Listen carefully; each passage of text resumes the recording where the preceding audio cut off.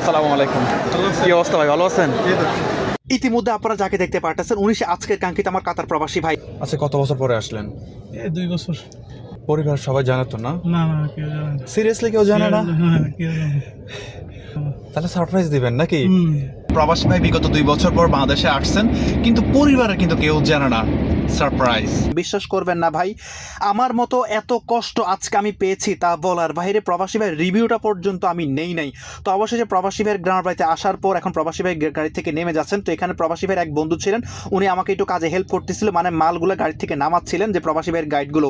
তো আমি সবশেষে একটা কথাই বলবো, মহান আল্লাহ তাআলার কাছে লাখো কোটি শুকরিয়া, সেই ঢাকা এয়ারপোর্ট থেকে তার প্রবাসী ভাইকে পৌঁছে দিয়েছে মহান আল্লাহ তাআলা তার গ্রামের বাড়ি নবীনগর গোপালপুর গ্রামে। বিসমিল্লাহির রহমানির রহিম। আসসালামু আলাইকুম, সবাই কেমন আছেন? আশা করতেছি আপনারা সকলে ভালো আছেন, আলহামদুলিল্লাহ। নতুন আরেকটি ভিডিও নিয়ে হাজির হয়ে গেলাম আমি আমজাদ আপনাদের মধ্যে। আশা করতেছি ভিডিওটার সাথে থাকবেন, সম্পূর্ণ দেখবেন। তো ইতিমধ্যে লক্ষ্য করে দেখতে পারতেছেন আমি প্রবেশ করতেছি ঢাকা এয়ারপোর্টে। তো আজকে আমার এক কাতার প্রবাসী ভাই আসছে, উনি অলরেডি ল্যান্ড করে 2 নম্বর টার্মিনাল দাঁড়িয়ে আছেন। তো আমাকে ফোন করে বললেন, আমজাদ ভাই আমি তো এখন 2 নম্বর টার্মিনাল দিয়ে বের হবো, আপনি কোথায় আছেন? ভাইকে বললাম, ভাই আমি আপনার জন্য ওয়েট করতেছি বাইরে, আপনি জাস্ট ফোন দিলে আমি টার্মিনালের ভিতরে চলে আসবো। তো ভাইয়ের ফোনটা পেয়ে বলতেছে আমি 2 নম্বর টার্মিনালে আসি, আপনি চলে আসেন। তো যেই কথা সেই কাজ, এখন গাড়িটা সুন্দর করে 2 নম্বর টার্মিনাল ভিতরে প্রবেশ করে ফেললাম, গাড়ির সিরিয়ালগুলো মেনটেন করে। তো এক পর্যায়ে গাড়ির সাইডগুলো পাচ্ছিলাম, তো গাড়িটা সুন্দর করে আবার সাইড করে প্রিয় প্রবাসী ভাইকে খুঁজতে লাগলাম। খুঁজতে খুঁজতে আমার প্রিয় কাঙ্ক্ষিত প্রবাসী ভাইকে অবশ্যই খুঁজে পেয়ে গেলাম। আসসালামু আলাইকুম। কি অবস্থা ভাই, ভালো আছেন? ইতিমধ্যে আপনারা যাকে দেখতে পারতেছেন উনি সে আজকের কাঙ্ক্ষিত আমার কাতার প্রবাসী ভাই। বিগত 9 দিন আগে উনি আমার সাথে যোগাযোগ করে মেসেঞ্জারের মাধ্যমে। যখন প্রোগ্রামটা কনফার্ম হয়ে যায় আমার সাথে, তখন ভাইকে আমার নাম্বার দিয়ে দিই। এটাই হচ্ছে মূলত আমার রুলস। বিশেষ করে প্রবাসী ভাইদের ডিস্ট্রাকশন করতেছি, যারা আমার সাথে যোগাযোগ করতে চান, যাদের টিকিট কনফার্ম হয়েছে তারা একমাত্র আমাকে ভয়েস SMS করবেন, আদার্স এছাড়া লিখিত SMS, মেসেঞ্জারের কল এগুলো করবেন না, এগুলো আমি অ্যালাউ করি না। তো অবশেষে প্রিয় প্রবাসী ভাইয়ের যে মালামালগুলো দেখতে পারতেছেন এগুলো এক এক করে সুন্দর করে এখন নিজ দায়িত্বে সেটিং করে ফেলতেছি।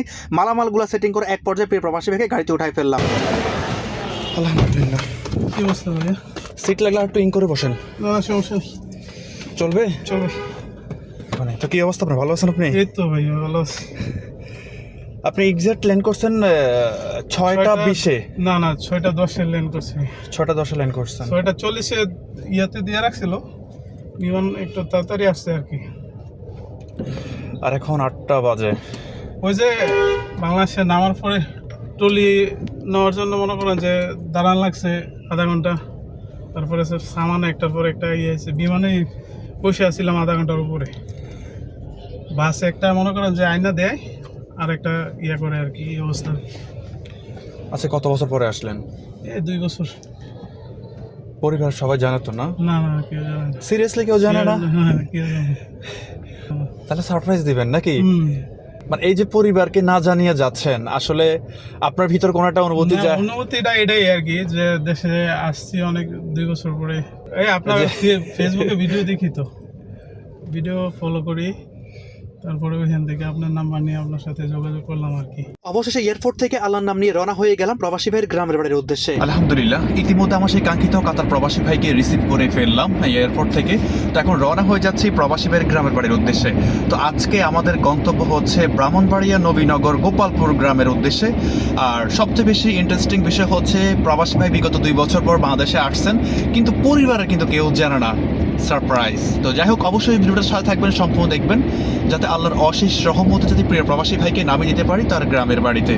সেই সাথে ঢাকা শহর পার হয়ে এখন চলে আসলাম ঢাকা চট্টগ্রাম মহাসড়ক। আর এই জায়গাটার নাম হচ্ছে মদনপুর। তো মদনপুর দিয়ে আমি সোজা 2500 ফেরি দিয়ে যাব, যেহেতু আমাকে যেতে হবে সেই নবীনগর গোপালপুর গ্রামে। ভাই বিশ্বাস করেন, এমন একটা খারাপ সময় যে আমার জন্য অপেক্ষা করতেছে, ওই জায়গা আমি জীবনে কল্পনা করতে পারি নাই। তো অবশ্যই চলে আসলাম 2500 ফেরিঘাট। তো সিরিয়ালে বসে আছি। সেই সাথে যেহেতু এখন 2500 ফেরিঘাট আমি চলে আসলাম, তো এখানে 90 টাকা নেয় এই ফেরিতে উঠতে গেলে। তো এখন আমি 100 টাকা দিয়ে স্লিপটা আমি নিলাম, দেখি কত টাকা। হ্যাঁ, 90 টাকা। তো আমি গাড়িটা সিরিয়ালে রেখে আমি একটু সামনের দিকে যাচ্ছিলাম আপনাদেরকে নতুন দৃশ্যগুলো দেখানোর জন্য। বিগত 3 মাস আগে আমি 2500 ফেরিঘাটে আসছি, আর আজকে 3 মাস পর আবার এসেছি। মানে আগের চাইতে এত পরিমাণ পানি বাড়ছে, এটাও তো আপনারা দেখলে বুঝতে পারতেছেন।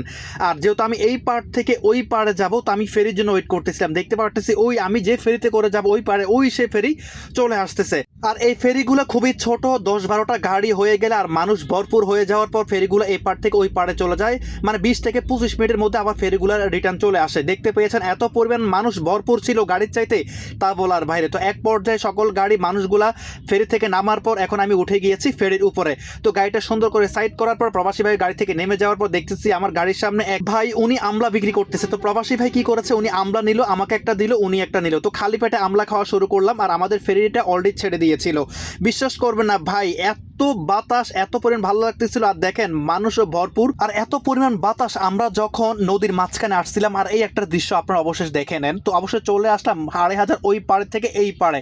এখন সবগুলা মানুষ নেমে যাওয়ার এক পর্যায়ে আমরাও গাড়ি একটা একটা করে ফেরি থেকে চলে আসতেছিলাম। তো অবশেষে প্রবাসী ভাইয়ের গ্রামের এলাকায় প্রবেশ করে ফেললাম। বিশ্বাস করবেন না ভাই, আমার মতো এত কষ্ট আজকে আমি পেয়েছি তা বলার বাইরে। প্রবাসী ভাইয়ের রিভিউটা পর্যন্ত আমি নেই নাই।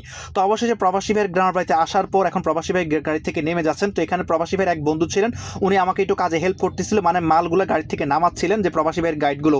তো আমি সবশেষে একটা কথাই বলবো, মহান আল্লাহ তাআলার কাছে লাখো কোটি শুকরিয়া, সেই ঢাকা এয়ারপোর্ট থেকে তার প্রবাসী ভাইকে পৌঁছে দিয়েছে মহান আল্লাহ তাআলা তার গ্রামের বাড়ি নবীনগর গোপালপুর গ্রামে। তো এখন প্রবাসী ভাইয়ের মালগুলো এখন নিজ দায়িত্বে এখন নামিয়ে দিচ্ছি। আলহামদুলিল্লাহ, অবশ্যই কাতার প্রবাসী ভাইকে নামিয়ে দিলাম তার গ্রামের বাড়িতে। তবে দুঃখজনক বিষয় হচ্ছে একটাই, আমি ওনার রিভিউ নিই নাই। কেন নিই নাই? মনটা আমার অনেক খারাপ হয়ে গিয়েছিল। আমার জীবনের মানে গাড়ি ড্রাইভ করা অবস্থায় আমার জীবনের সবচেয়ে একটা বাজে প্রোগ্রাম ছিল রাস্তার কারণে। এত খারাপ রাস্তা, আমার গাড়িটাও খারাপ হয়ে গিয়েছে। কারণ আমি যে টাকাটা প্রবাসী ভাইয়ের কাছ থেকে নিয়েছি, যদি উনি সামান্য একটু টাকা আমাকে একটু বেশি দিয়েছে, কিন্তু সবটা টাকাই আমার গাড়ি খরচে চলে যাবে, মেকানিক খরচ চলে যাবে। ঠিক আছে?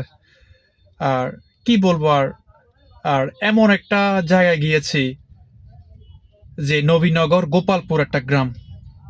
সমাজের মানুষের যদি ঐক্য, একতা যদি থাকতো, এই রাস্তাঘাটের গুলা এই পরিস্থিতি থাকতো না। এখন অনেক গ্রামগঞ্জে রাস্তা অনেক সুন্দর হয়ে গিয়েছে। তবে সবচেয়ে বেশি দুঃখজনক বিষয়, ওই দিকের রিক্সাওয়ালা, সিএনজিওয়ালা, অটোওয়ালা চামারের চাইতেও খারাপ। কি আর বলবো। তো যাই হোক, কেউ কিছু মনে করবেন না, প্রবাসী ভাই তো এখানে দোষ নাই। আর প্রবাসী ভাইয়ের উপরে কোনো মন কষ্ট নেই নাই। প্রবাসী ভাই তো নিরুপায়। প্রতিটা প্রবাসী ভাইকে ভালোবাসি, যেহেতু প্রবাসী ভাইদেরকে সেবা দিয়ে থাকি। তো ভিডিওটি ভালো লাগলে শেয়ার করে দিন, আর পেজটি ফলো করে দিন, যাতে সবার আগে ভিডিওগুলো পৌঁছে যায় আপনাদের কাছে। আর ভিডিওর কমেন্টে ইউটিউবের লিঙ্কটা দেওয়া আছে, লিঙ্কটা ক্লিক করে চ্যানেলটি সাবস্ক্রাইব করে দিবেন। আসসালামু আলাইকুম।